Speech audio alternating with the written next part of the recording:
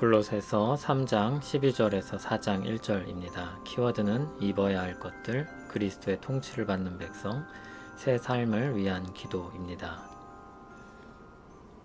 그러므로 너희는 하나님이 택하사 거룩하고 사랑받는 자처럼 긍휼과 자비와 겸손과 온유와 오래 참음을 옷 입고 누가 누구에게 불만이 있거든 서로 용납하여 피차 용서하되 주께서 너희를 용서하신 것 같이 너희도 그리하고 이 모든 것 위에 사랑을 더하라. 이는 온전하게 매는 띠니라. 그리스도의 평강이 너희 마음을 주장하게 하라.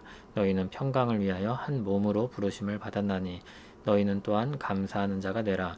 그리스도의 말씀이 너희 속에 풍성히 거하여 모든 지혜로 피차 가르치며 권면하고 시와 찬송과 신령한 노래를 부르며 감사하는 마음으로 하나님을 찬양하고 또 무엇을 하든지 말에나 일에나 다 주 예수의 이름으로 하고 그를 힘입어 하나님 아버지께 감사하라. 아내들아 남편에게 복종하라. 이는 주 안에서 마땅하니라.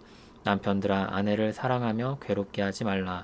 자녀들아 모든 일에 부모에게 순종하라. 이는 주 안에서 기쁘게 하는 것이니라. 아비들아 너희 자녀를 노엽게 하지 말지니 낙심할까 함이라. 종들아 모든 일에 육신의 상전들에게 순종하되 사람을 기쁘게 하는 자와 같이 눈가림만 하지 말고 오직 주를 두려워하여 성실한 마음으로 하라. 무슨 일을 하든지 마음을 다하여 주께 하듯 하고 사람에게 하듯 하지 말라. 이는 기업의 상을 주께 받을 줄 아나니 너희는 주 그리스도를 섬기느니라. 불의를 행하는 자는 불의의 보응을 받으리니 주는 사람을 외모로 취하심이 없느니라. 상전들아 의와 공평을 종들에게 베풀지니 너희에게도 하늘의 상전이 계심을 알지어다. 아멘. 이전 단락에서 벗어버려야 할 것들에 대해서 이야기했고 이제 입어야 할 것들을 이야기합니다. 12절에서 다시 한번 우리의 정체성이 어떤 것인지를 말하는데 하나님이 택하셔서 거룩하고 사랑받는 자입니다. 그리고 그들이 입어야 될 새 옷에 대해서 말합니다. 그것은 긍휼과 자비와 겸손과 온유와 오래 참음입니다. 새로운 신분을 얻으면 그에 걸맞는 옷이 필요할 것입니다. 거룩하고 사랑받는 성도의 신분에 걸맞는 옷들이 바로 이러한 것들입니다. 특히 다른 사람들과의 관계에서 갈등이 생겼을 때 용납하고 용서하는 것이 요구됩니다. 용납은 받아주는 것이고 용서는 더 적극적으로 은혜를 베푸는 것입니다. 그 근거는 우리가 아니라 우리 죄를 용서하신 그리스도로부터 나옵니다. 이 모든 것 위에 사랑을 더하라고 하였습니다. 그것이 온전히 매는 띠입니다. 옷을 입고 그 옷이 몸에 잘 붙어 있도록 묶어주는 띠입니다. 그것이 바로 사랑입니다. 사랑이 있어야 이 모든 것들을 온전하게 할 수 있는 것입니다. 15절 아래에는 위의 것들을 이루기 위한 바탕이 나옵니다. 그리스도의 평강과 그리스도의 말씀이 이 모든 것을 이루는 기초가 됩니다. 교회가 한 몸으로 부르심을 받은 것은 그리스도의 평강이 풍성하여 감사하도록 하기 위함입니다. 그러므로 적극적으로 주님의 평강이 교회를 주장할 수 있도록 힘써야 합니다. 또 그리스도의 말씀이야말로 하나됨을 풍성하게 누리게 하는 구체적인 내용이며 방법입니다. 그리스도의 말씀이 교회 안에 풍성히 거할 때 하나님을 향한 감사의 찬송이 나오고 말과 일에 있어서도 감사할 수 있습니다. 거룩하고 사랑받는 교회의 모습에 대한 구체적인 신뢰가 18절 아래에 나옵니다. 먼저 가정에서 아내는 복종하고 남편은 사랑하며 자녀들은 순종하는 것입니다. 아내가 복종해야 한다는 것이 지금 정서에서는 반발심을 불러일으킬 수 있습니다.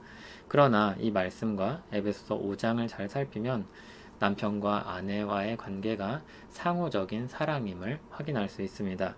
예를 들어 목숨을 다해 나를 사랑하는 남편이라면 따르는 데 있어서 거리낌이 없을 것입니다. 서로에게 주어진 책임이 있습니다. 사랑은 단순한 감정이 아니라 책임이 있는 것입니다. 그리고 하나님이 세우신 창조 질서에서 남자를 우선하는 것입니다. 그러나 언제나 동등한 존재로 지음받았다는 것을 잊지 말아야 할 것입니다. 그것을 잊을 때 남편은 군림하려 할 것이며 아내는 정복하려고 할 것입니다. 그러면 실제로 누가 해야 하는가 이것을 물을 수 있습니다. 예를 들어 저 사람은 내게 그렇게 하지 않아요 이렇게 말할 수 있습니다. 로마서 15장 1절을 보면 믿음이 강한 사람이 믿음이 약한 사람의 약점을 감당하는 것입니다. 그래서 보통 부모가 자녀를 많이 받아주는 것입니다. 다음으로 일터에서의 주종관계를 이야기합니다. 지금은 주종관계라고 잘 말을 하지 않습니다. 이전과 다른 면들도 많이 생겼습니다. 그러나 기본적으로 고용자와 피고용자의 관계를 생각할 수 있는 것입니다. 종들에게 주어진 요구는 순종입니다. 흥미롭게도 육신의 상전이라는 표현을 써서 이 땅에서 특정한 상황 가운데 주어진 상하 관계임을 밝히고 사람을 기쁘게 하는 것이 아니라 주를 두려워함으로 성실하게 하고 기업의 상을 주께 받는다고 말하여서 주 그리스도를 섬기는 것이라고 말하고 있는 것입니다. 진정 매여 있는 것은 그리스도이고 그리스도 때문에 주어진 질서와 상황 가운데 순종과 성실로 임하는 것입니다. 그리고 25절에서 불의를 행하는 자가 불의의 보응을 받는다 하여 악한 자들에게는 하나님이 보응하실 것이라는 것을 가르치고 있습니다. 또 상전에게 주어지는 요구는 의와 공평입니다. 그들이 알아야 할 것은 그들 위에 계신 하나님이 있다는 사실입니다. 이렇게 기독교 윤리의 적극적인 면을 보았습니다. 우리가 입어야 할 목록들입니다. 앞에서 나온 목록들은 크게 어려움 없이 받아들일 수 있을 것입니다. 그러나 뒤에 나온 내용들은 시대착오적으로 느껴질 수도 있고 반론을 제기할 수도 있습니다. 이러한 반론에 대한 일반적인 대답을 간단히 해보겠습니다. 먼저 이 모든 일의 중심은 하나님께 있습니다. 그래서 하나님께 택함을 받고 거룩하고 사랑받는 교회는 우선적으로 상황과 환경에 의해서가 아니라 하나님으로부터 온 가르침을 따라서 산다는 것을 기억해야 할 것입니다. 다음으로 이 세상에는 죄악이 만연해 있습니다. 그래서 우리를 불만스럽게 하는 일들이 많습니다. 균형이 깨어져 있습니다. 신자라고 해도 부부관계든지 주종관계든지 우리가 생각하는 정상적인 혹은 이상적인 상태와는 다릅니다. 그러면 우리가 본래의 가치를 포기해야 하는가? 또는 수정해야 하는가? 미련하게 피해만 보면서 살아야 되는가? 죄악된 세상 속에서 우리만 어리석게 사는 것인가? 이런 여러 질문들이 들을 수 있습니다. 그러나 그렇게 질문한다고 해도 대답은 예입니다. 선한 데는 지혜롭고 악한 데는 미련해야 하는 것입니다. 마지막으로 그런 삶을 하나님이 기뻐하시고 보응하십니다. 우리를 위해 자기 목숨을 버리신 그리스도께서 그리스도의 나라의 통치를 받아 사는 백성들을 기뻐하십니다. 그리고 그것을 통해 그분이 영광 받으십니다.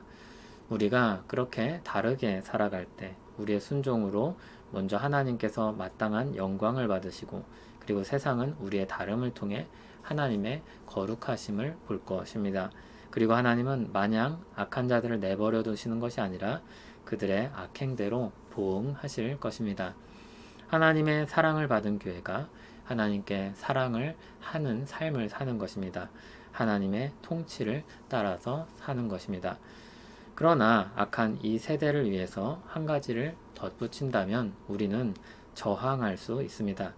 우리와 이웃의 생명을 지키고 그들의 존재를 보호하기 위해서 우리는 저항할 수 있습니다. 예를 들어 전쟁에서 적군을 향해서 총을 쏠 수 있습니다. 강도에게 무기를 들고 맞설 수 있습니다. 악한 사람들에게 자신을 적극적으로 방어하고 그들로부터 자신을 피할 수 있습니다. 자기 곁에 있는 사람들을 적극적으로 지켜야 합니다. 사랑을 위해 사람을 살리기 위해 그런 모든 것들을 할 수 있습니다. 그러나 내 욕구를 채우기 위해 내 마음을 풀기 위해 그런 것을 할 수는 없습니다. 22절에서 24절을 보듯이 이 모든 것은 그리스도의 통치를 따르는 것입니다. 위의 것을 찾는 구체적인 내용들을 살펴보았습니다. 아마 특별히 새로운 것은 없을 것입니다. 그저 아는 것과 행하는 것 사이에 괴리감이 좀 있을 것입니다. 또는 제시된 것과 반발하는 마음 사이에 불편함이 있을 것입니다. 다음 단락에 보면 기도가 나오는데 우리 역시 기도하지 않을 수 없습니다. 하나님의 통치를 따라 우리 마음이 진정 움직여서 말씀대로 살아갈 수 있기를 기도해야 할 것입니다. 여러 가지 어려움과 비정상적인 상황들 가운데서 인내하면서 주님의 말씀을 따라서 살아갈 수 있도록 기도해야 할 것입니다. 그리고 해봐야 할 것입니다. 그러면 은혜를 발견하게 될 것입니다. 하나님의 역사가 있다는 것을 알게 될 것입니다.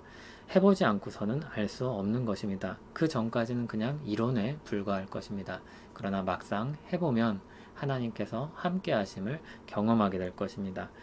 신자로서의 삶의 경험은 모두 우리를 성장하게 하고 더 주님을 드러내게 하는 자양분이 될 것입니다.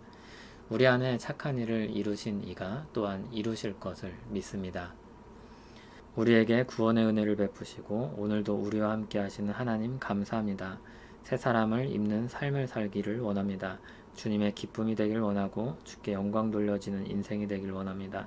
주님의 통치가 내 삶을 주관하길 원합니다. 우리를 붙잡아 주실 것을 믿습니다. 예수님 이름으로 기도합니다. 아멘.